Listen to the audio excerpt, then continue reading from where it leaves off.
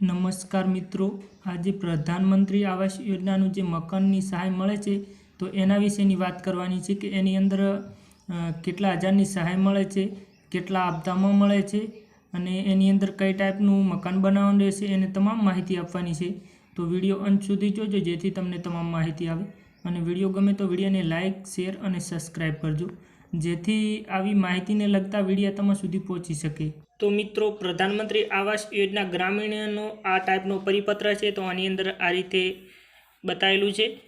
આમાંથી હું તમને મોટી માહિતી આપી દઉં તો મિત્રો, આમાં પ્રધાનમંત્રી આવાસ યોજના હેઠળ 3 વર્ષની અંદર 1 કરોડ મકાનો બનાવવાનો કેન્દ્રનો લક્ષ્યાંક છે અને ગુજરાત રાજ્યના ગ્રામ્ય વિસ્તારમાં 3,03,128 લાભાર્થીઓને મકાન આવાસ બાંધકામ માટે સહાય પૂરી પાડવામાં આવનાર છે। તો આ રીતનું છે મિત્રો। અને આની અંદર 1,20,000ની સહાય મળે છે, એમાં 48,000 રાજ્ય સરકાર તરફથી મળે છે અને 72,000 કેન્દ્ર સરકાર તરફથી મળે છે। આમ બંને ભેગા કરી અને 1,20,000ની ટોટલ આપણને સહાય મળે છે। એની અંદર શૌચાલય માટે મિત્રો 12,000ની સહાય મળે છે અને મનરેગા એટલે આપણે આ મજૂરીના જે આપણને 17,280 મનરેગા તરફથી મળે છે, જે આપણે જોબ કાર્ડ ઉપર મળે છે મિત્રો। તો તમામને આપણે માહિતી આપેલી છે કે ફોર્મ ભરતી વખતે જોબ કાર્ડ અંદર એન્ટર કરવાનું રહેશે, જોબ કાર્ડ નંબર। એની નીચે આપણે મિત્રો આ ટાઈપનું છે અને એની નીચે મિત્રો આવાસનું બાંધકામ 25 ચોરસ મીટર હોવું જોઈએ એ પણ બતાવેલું છે મિત્રો। તો આ યોજનામાં મળવાપાત્ર સહાય ટોટલ 1,20,000 છે।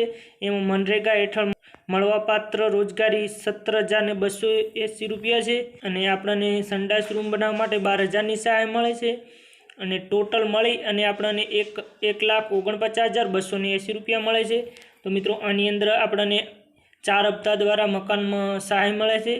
તો એની અંદર પ્રથમ હપ્તો આપણને 30,000નો મળે છે, બીજો હપ્તો આપણને 50,000નો મળે છે, ત્રીજો હપ્તો આપણને 30,000નો મળે છે અને ચોથો હપ્તો આપણને 10,000નો મળે છે મિત્રો।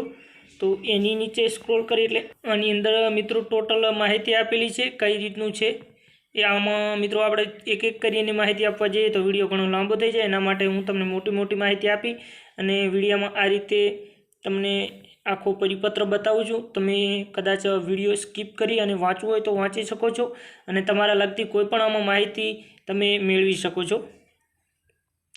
તો મિત્રો, મકાન ઓછામાં ઓછી 25 ચોરસ મીટર જમીન પર બનાવવાનું રહેશે મિત્રો।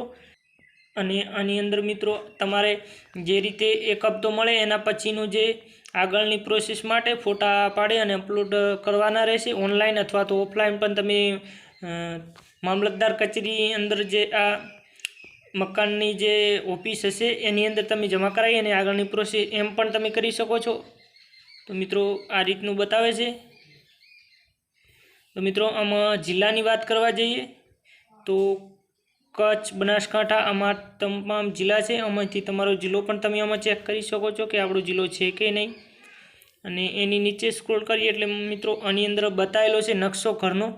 તો પહેલો હપ્તો તમને ડાયરેક્ટ 30,000નો મળી જાય છે અને બીજો હપ્તો તમે આપણે સાદી ભાષામાં કહીએ તો અભરાઈ લેવલ થાય ત્યારે મળે છે અને ત્રીજો હપ્તો આપણે એના ઉપર ઢાંકી દઈએ ત્યારે મળે છે અને ચોથો હપ્તો મિત્રો આપણે મકાનને પ્લાસ્ટર કરી કમ્પ્લીટ અને ફોટો અપલોડ કરીએ અથવા તો મામલતદાર કચેરીમાં આપણે ઓફિસે જમા કરાવીએ ત્યારે મળે છે।